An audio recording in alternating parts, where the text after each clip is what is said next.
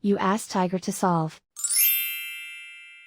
This deals with linear equations with one unknown.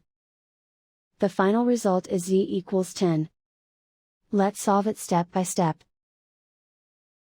Simplify the expression. Expand the parentheses. Multiply the coefficients. Simplify the arithmetic. Group all constants on the right side of the equation. Add 8 to both sides. Simplify the arithmetic.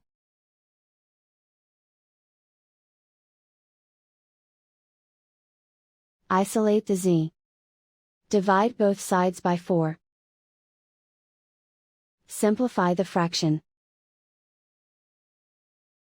Find the greatest common factor of the numerator and denominator. Factor out and cancel the greatest common factor. And so the final result is z equals 10.